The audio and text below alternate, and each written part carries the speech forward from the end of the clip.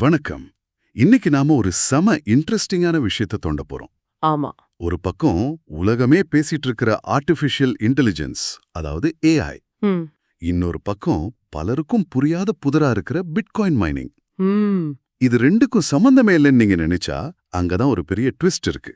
ஏஐயோட அசுர வளர்ச்சிக்கும் பிட்காயின் சுரங்க தொழிலுக்கும் உலகத்தோட கரண்ட் தேவைக்கும் ஒரு ஆச்சரியமான, யாருமே எதிர்பார்க்காத ஒரு கனெக்ஷன் உருவாயிருக்கு. கரெக்ட். உங்ககிட்ட இருந்து எங்களுக்கு கிடைச்ச ஆதாரங்களை வச்சு இந்த மர்மமான கூட்டணிய நாம இன்னைக்கு அலசி ஆராய போறோம். ஆமா. இது ஒரு கூட்டணி மாதிரி தான். நம்மளோட நோக்கம் ரொம்ப சிம்பிள். ஏஐனால உருவாகி இருக்கிற ஒரு பெரிய பிரச்சனைய பிட்காயின் சுரங்க தொழில் எப்படி தனக்கு சாதகமா மாத்தி ரெண்டு இண்டஸ்ட்ரியுமே தலைகீழா புரட்டி போடுதுன்னு புரிஞ்சுக்க போறோம். ஆமா, முக்கியமா ஒரு முதலீட்டாளரா இல்ல ஒரு டெக் ஆர்வலரா, இந்த பெரிய ஆட்டத்துல உங்களுக்கு என்ன இருக்குன்றத தெளிவுபடுத்துறது தான் நம்ம நோக்கம். சரி. அப்போ ஆரம்பிக்கலாம். முதல் விஷயமே ஒரு பெரிய தலைவலி. ஏஐக்கு பயங்கரமா பசிக்குது. ம்.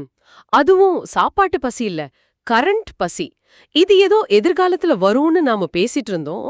ஆனா இப்ப அது நம்ம கண் முன்னாடி நிக்குது. ஏஐ மாடல்களுக்கு இப்போதே இந்த நிமிஷமே மலை மாதிரி பவர் தேவைப்படுது. கரெக்ட். இங்கதான் உண்மையான சிக்கலே ஆரம்பிக்குது. இன்னைக்கு உங்களுக்கு ஒரு 500 மெகாவாட் பவர் வேணும்னு ஒரு பெரிய டெக் நிறுவனம் போய் கேட்டா அவங்களுக்கு கிடைக்கிற பதில் என்ன தெரியுமா? என்ன பதில்? சரி, நீங்க கியூல நில்லுங்க, உங்களுக்கு 2029ல கனெக்ஷன் கிடைக்கும் அப்படிங்கிறது தான். 2029லா? 5 வருஷம் கழிச்சா? ஆமா, யோசிச்சு பாருங்க. ஏஐயோட வளர்ச்சி ராக்கெட் வேகத்துல போயிட்டு இருக்கு. ஆனா பவர் கிடைக்கிறதுக்கு 5 வருஷம் காத்திருக்கணும். இதுக்கு மேல அரசாங்க அனுமதிகளும் வேற இருக்கே. அதுதான். புதுசா ஒரு பவர் பிளான்ட் கட்டணும்னா அரசாங்கத்துக்கிட்ட இருந்து பெர்மிஷன் வாங்குறதுக்குள்ள போதும்னு ஆயிரும். இதனால தான் கூகுள், அமேசான், மைக்ரோசாஃப்ட் மாதிரி ஹைப்பர் ஸ்கேலர்கள் ஒரு திறன் போர்ல, அதாவது கெப்பாசிட்டி வார்ல இறங்கியிருக்காங்க. ஆமா, யாருக்கு பவர் கிடைக்குதோ அவங்க தான் அடுத்த கட்டத்துக்கு போக முடியும். சரியா சொன்னீங்க. அப்போ இங்க தான் நம்ம கதையோட ஹீரோ, ஒரு எதிர்பார்க்காத ஹீரோ உள்ள வராரு இல்லையா? பிட்காயின் மைனிங் கம்பெனிங்க. ஹீரோன்னு சொல்லலாமான்னு தெரியல. ஆனா அவங்க தான் இப்போதைக்கு இருக்கிற ஒரே தீர்வு. அவங்க கிட்ட ஏற்கனவே பவர் இருக்குன்னு சொல்றீங்க. ஆமா. யோசிச்சு பாருங்க. இந்த பிட்காயின் சுரங்க நிறுவனங்கள் பல வருஷமா உலகத்துல எங்கெல்லாம் மலிவான உபரியான மின்சாரம் கிடைக்குதோ அங்கெல்லாம் போய் பெரிய பெரிய செட்டப் போட்டு வச்சிருக்காங்க. ஓகே. நம்ம கிட்ட இருக்கிற ஆதாரத்துல உள்ள ஒரு நிறுவனத்தை மட்டும் எடுத்துக்கிட்டா அவங்க கிட்ட மட்டுமே 1.1 ஜிகாவாட் பவர் செயல்பாட்டுல இருக்கு. ஒரு நிமிஷம், 1.1 ஜிகாவாட்னா எவ்வளோ பெருசு? சாதாரண மக்களுக்கு புரியுற மாதிரி சொல்லுங்களேன். அது ஒரு நல்ல கேள்வி. ஒரு ஜிகாவாட் அப்படிங்கிறது சுமார் 10 லட்சம் வீடுகளுக்கு ஒரே நேரத்துல மின்சாரம் கொடுக்கிற அளவுக்கு சமம். 10 லட்சம் வீடுகளுக்கா? ஆமா. அப்போ இந்த ஒரு நிறுவனம் மட்டுமே 10 லட்சத்துக்கும் அதிகமான வீடுகளுக்கு தேவையான கரண்ட்டை வச்சிருக்கு. அது போக இன்னும் 700 மெகாவாட் அளவுக்கு விரிவாக்கம் செய்யறதுக்கும் அவங்க கிட்ட இடம் இருக்கு. செம்ம. ஹைப்பர் ஸ்கேலர்களுக்கு தேவைப்படுறதும் இந்த மாதிரி பெரிய அளவுல, அதுவும் உடனே கிடைக்கக்கூடிய பவர் தான். பிட்காயின் சுரங்க நிறுவனங்கள் அதை கொடுக்க தயாரா இருக்காங்க. இது கேட்கவே ஆச்சரியமா இருக்கு. அப்போ அவங்க கிட்ட இருக்கிற இந்த பவரை வச்சு என்ன பண்ண போறாங்க? பிட்காயின் சுரங்கத்தை விட்டுட்டு ஏஐ பக்கம் திரும்ப போறாங்களா? இங்கதான் கதையில ஒரு பெரிய திருப்பம் நடக்குது. அமெரிக்காவுல இருக்கிற பெரும்பாலான பெரிய பிட்காயின் சுரங்க நிறுவனங்கள் தங்களோட பிசினஸ் மாடலையே மாத்துறாங்க. அப்படியா? ஆமா.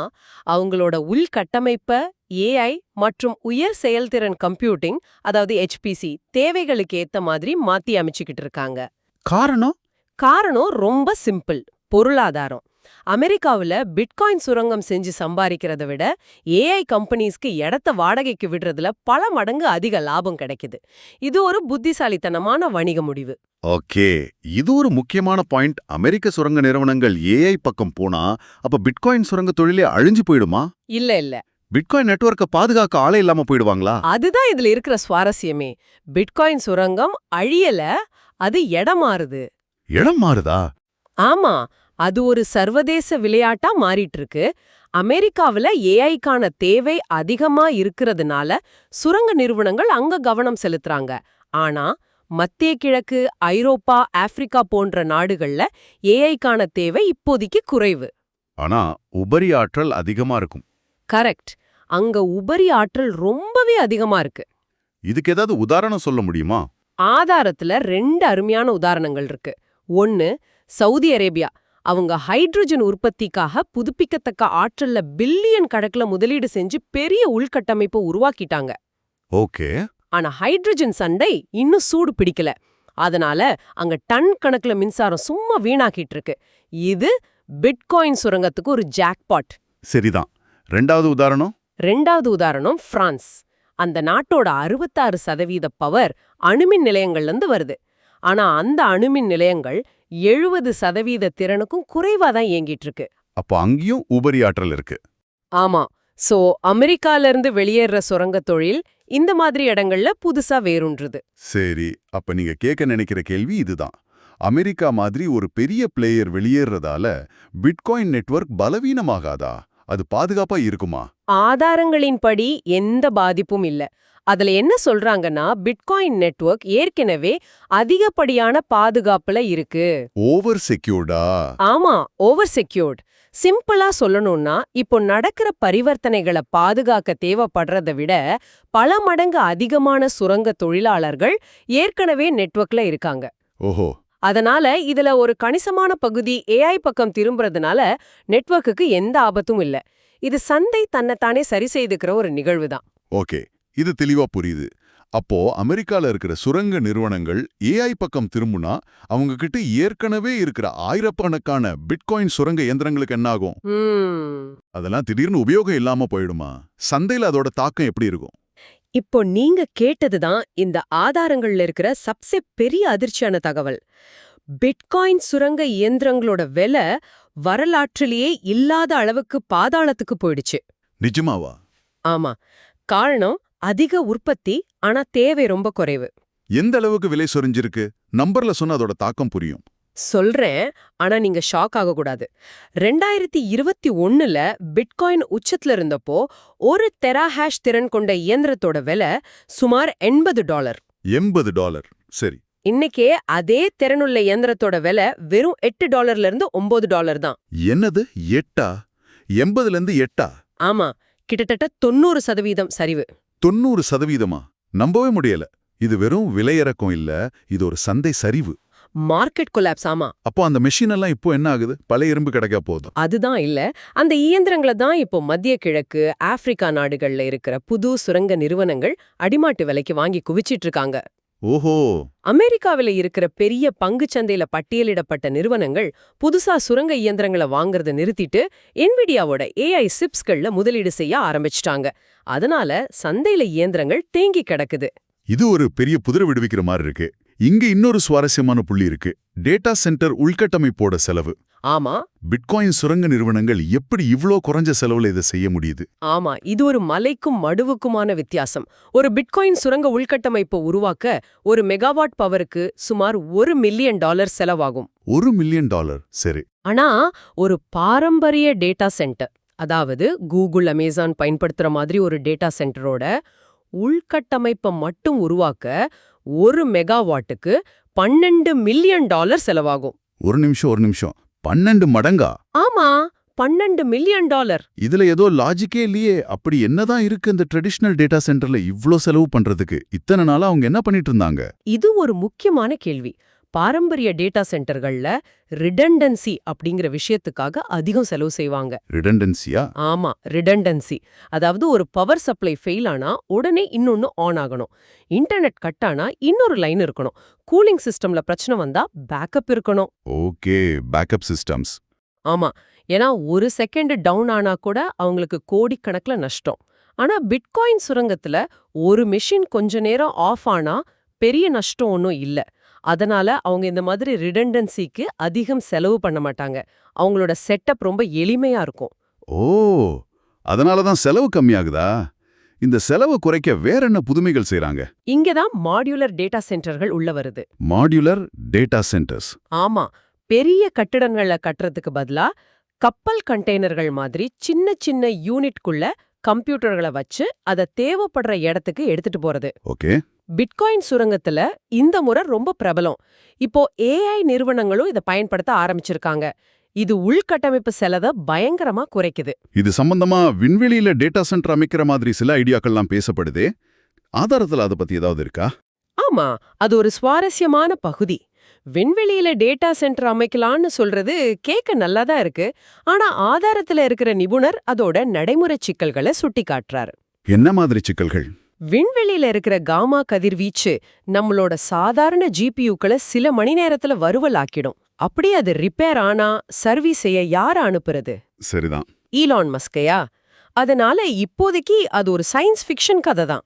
சரிதான். இவ்வளோ தகவல்களையும் வச்சு பார்க்கும்போது ஒரு முதலீட்டாளரா இது ரொம்ப குழப்பமா இருக்கு. ஒரு பக்கம் ஏஐ சிப்களோட தேவை விண்ணை தொடுது, இன்னொரு பக்கம் சுரங்க இயந்திரங்களோட விலை அதல பதாளத்துல இருக்கு. இதுல எங்க தான் உண்மையான நீண்டகால மதிப்பு இருக்குன்னு நீங்க நினைக்கிறீங்க? இதுதான் மில்லியன் டாலர் கேள்வி. ஆதாரத்துல இதுக்கு ஒரு தெளிவான பதில் இருக்கு. நீண்டகால மதிப்புங்கிறது வெறும் வன்பொருள, அதாவது பேர் மெட்டல வாடகைக்கு விடுறதுல இல்ல. அப்ப எதுல இருக்கு? அது ஆற்றலையும் அந்த ஆற்றலோடு கூடிய உள்கட்டமைப்பையும், அதாவது பவர்டு லேண்ட கட்டுப்பாடுல வச்சிருக்கிறதுல தான் இருக்கு. இதை இன்னும் கொஞ்சம் விளக்க முடியுமா? ஏன் வன்பொருளை வாடகைக்கு விடுறது அவ்வளோ ஆபத்தானது? ஏன்னா ஏஐ வன்பொருள் உலகத்துல வழக்கொழிப்பு வளைவு, அதாவது ஆப்சலசன்ஸ் கர்வ் மிக மிக வேகமா இருக்கு. புரியல.